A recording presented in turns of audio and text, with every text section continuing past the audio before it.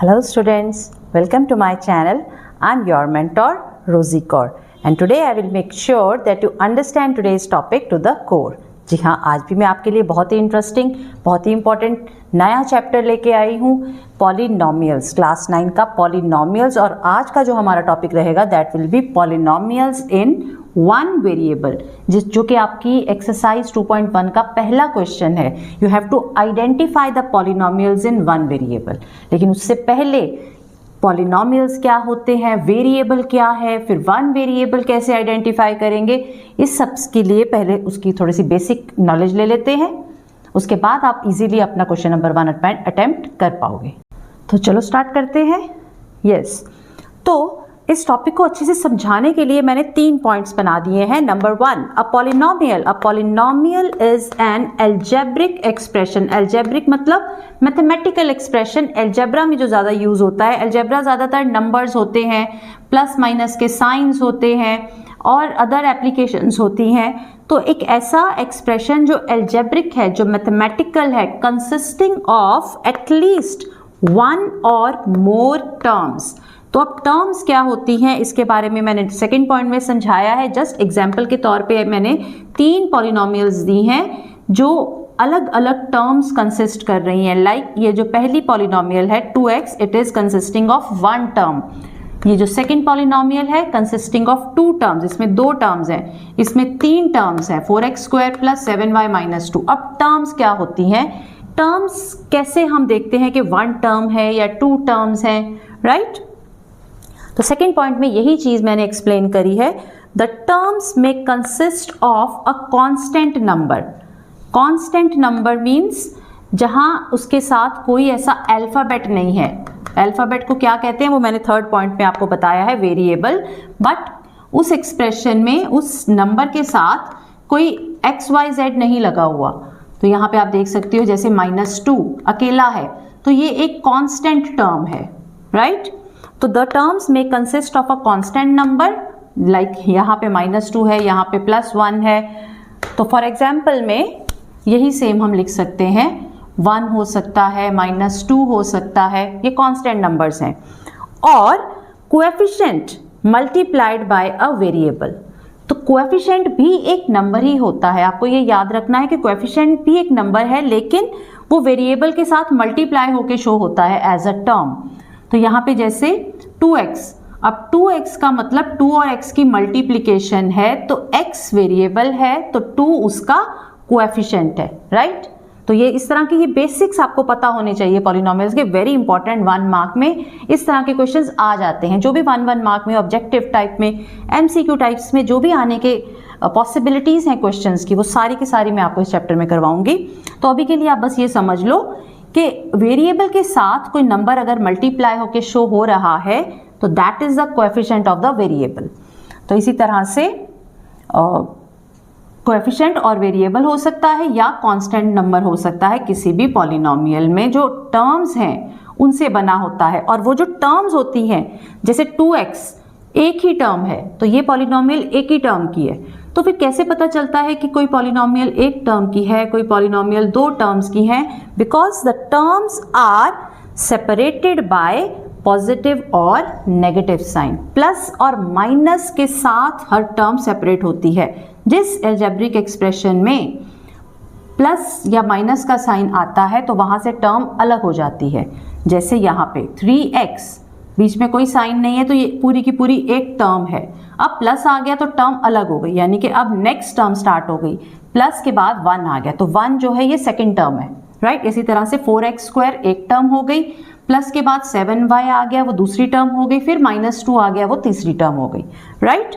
तो इस तरह से टर्म्स कैसे बनती हैं वो आपने सीख लिया किसी भी पॉलिनोमियल में। अब जो सबसे इम्पॉर्टेंट है, जो हमारा क्वेश्चन फर्स्ट है 2.1 का क्वेश्चन नंबर 1, वहां पे हमने जिस चीज का खास ध्यान रखना है वो ये है that all the variables in a polynomial, अगर वो पॉलिनोमियल एक से ज्यादा वेरिएबल्स की है, लाइक जैसे यहाँ ये जो मैंने एग्जांपल दी है, यहाँ पे एक x भी दिख रहा है और एक y भी दिख रहा है।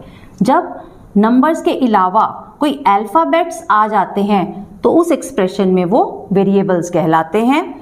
और वन वेरिएबल, जैसे कि ये वाला एक्सप्रेशन, इसमें सिर्फ एक एक्स वेरिएबल है, इसमें भी सिर्फ एक एक्स वेरिएबल है, बट यहाँ जो ये एग्जाम्पल है इसमें दो वेरिएबल्स हैं, एक एक्स दिख रहा है और एक वाई भी दिख रहा है।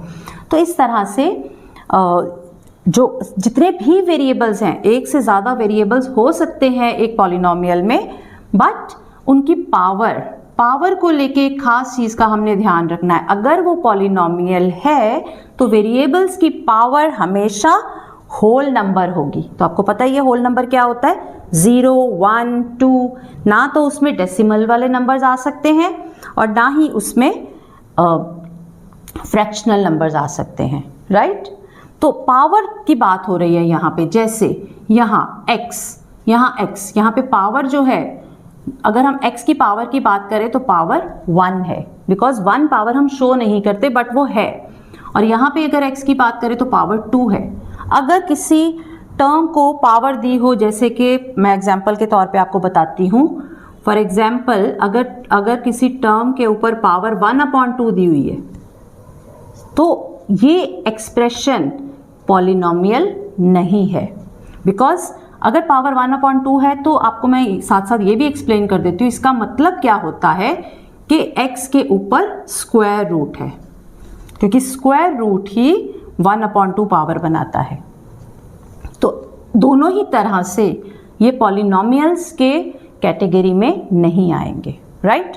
वेरिएबल के ऊपर रूट नहीं हो सकता इन सिंपल वर्ड्स, और वेरिएबल की जो पावर है वो माइनस भी नहीं हो सकती। लेट अस सपोज -2 दिया हुआ है तो ये अगर एक्सप्रेशन जो है, अगर आपको दिया है अलजेब्रिक एक्सप्रेशन में दिया है, तो वो पॉलिनोमियल नहीं कहलाएगा, राइट। वाई? क्योंकि इसका मतलब भी, इसको हम अदर वे में अगर लिखें तो इट विल बिकम 1/x की पावर 2। तो पावर तो पॉजिटिव हो जाएगी। पावर जो है वो हमने लॉज ऑफ एक्सपोनेंट्स में किया हुआ है कि बेस को अगर हम रेसिप्रोकल कर देते हैं तो पावर पॉजिटिव हो जाती है, बट एक्चुअली ये पावर जो है, अगर हम x को, बेस को नॉर्मल रखेंगे, ओरिजिनल फॉर्म में रखेंगे, यानी कि बेस न्यूमरेटर में होना चाहिए, बेस डिनोमिनेटर में नहीं हो सकता, वेरिएबल डिनोमिनेटर में नहीं हो सकती। अगर वेरिएबल डिनोमिनेटर में दिया हुआ है तो भी वो एक्सप्रेशन पॉलिनोमियल की कैटेगरी में नहीं आएगा। तो ये पॉइंट जो था, ये सबसे इम्पॉर्टेंट पॉइंट था, इसको आपने अच्छे से समझ लेना है। बार बार इस वीडियो को देख लो, क्योंकि ये पॉइंट जो है आपकी एक्सरसाइज के फर्स्ट क्वेश्चन में काम आने वाला है, राइट। तो जल्दी से इसका स्क्रीनशॉट ले लो ताकि मैं आपको आगे का जो क्वेश्चन है इसके बेस पे वो करवा देती हूँ जल्दी से, राइट। ओके, तो ये है आपका एक्सरसाइज 2.1 का question number 1। Which of the following expressions, यहाँ पे आपको 5 एक्सप्रेशंस मैंने लिख के दिए हैं जो आपकी बुक एनसीईआरटी में है ये क्वेश्चन।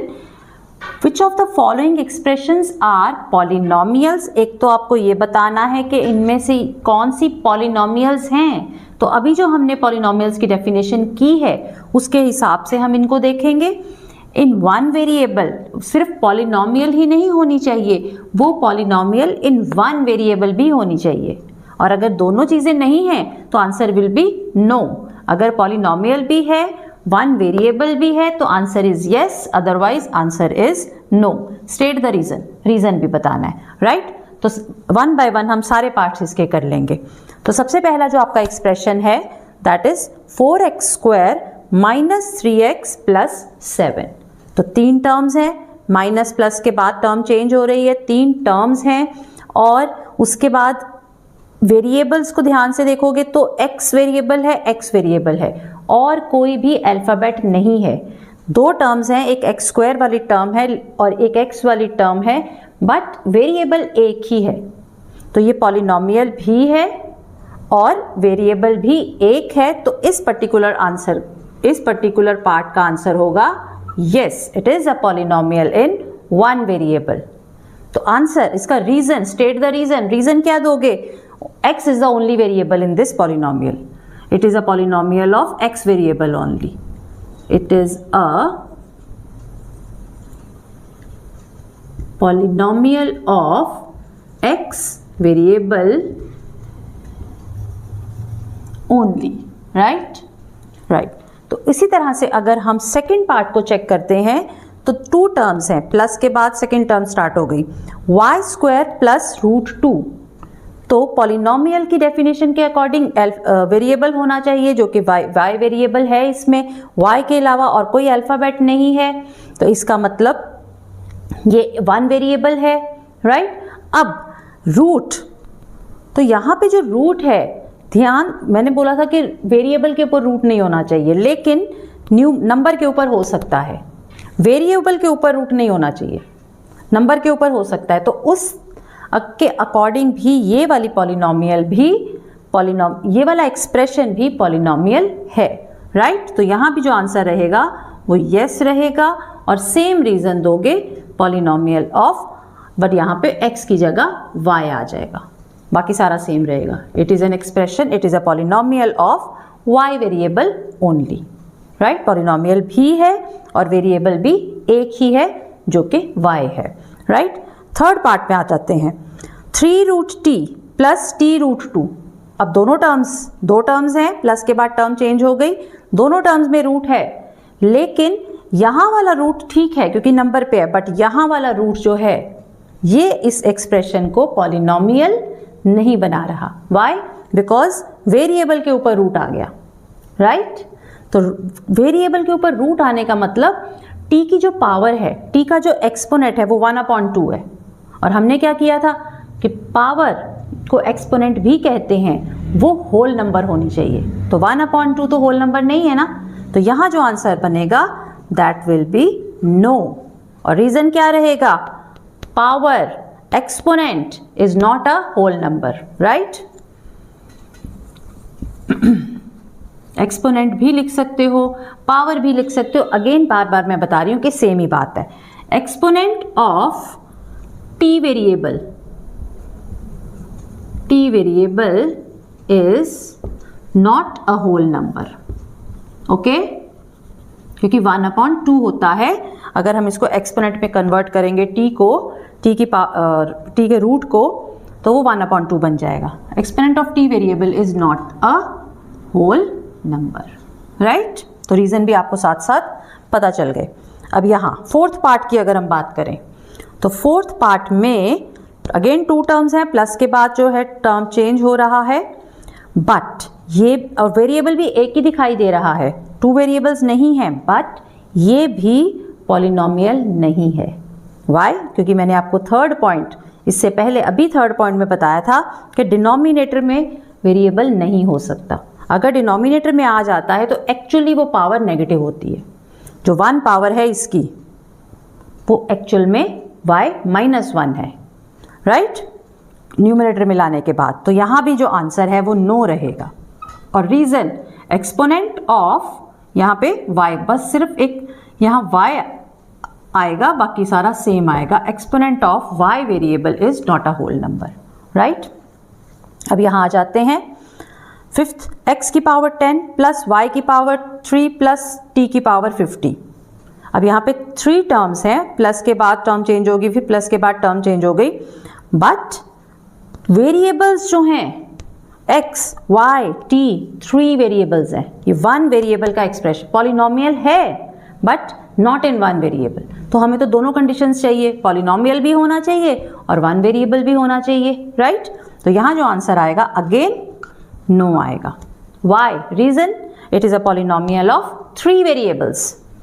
तो यहाँ पे आप रीजन दे देते हो, polynomial of 3 variables, not 1, right. तो इस तरह से आपका आंसर भी आपको करा दिए और उसके रीजंस भी आपको बता दिए। तो स्क्रीनशॉट ले लो, जल्दी से समझ लो अच्छे से। सो स्टूडेंट्स, जो आज का मेरा टॉपिक था polynomials in 1 variable, how to identify the polynomial in 1 variable, वो यहीं फिनिश होता है। आई होप आपको अच्छे से समझ आ गया होगा। जो उससे रिलेटेड क्वेश्चन है वो भी मैंने आपको करवा दिया है, और भी जो रिलेटेड क्वेश्चंस हैं उनके सॉल्यूशंस भी आपको डिस्क्रिप्शन बॉक्स में मिल जाएंगे। अदर रिलेटेड जो वीडियोज़ हैं इसी चैप्टर की वो भी आपको मिल जाएंगी, आप वो सारी करके आपका ये चैप्टर अच्छे से कवर हो जाएगा। राइट। अगर आपको थोड़ी कुछ भी हेल्प मिल रही है तो अगर अब तक आपने चैनल को सब्सक्राइब नहीं किया है तो सब्सक्राइब करें, लाइक करें, कमेंट करें, शेयर करें। ज्ञान बांटने से ज्ञान हमेशा बढ़ता है। तो जब तक मैं आपके लिए कोई नया टॉपिक नहीं लेके आती तब तक आप स्वस्थ रहें, तंदुरुस्त रहें और इसी तरह से पढ़ते रहें। Thank you.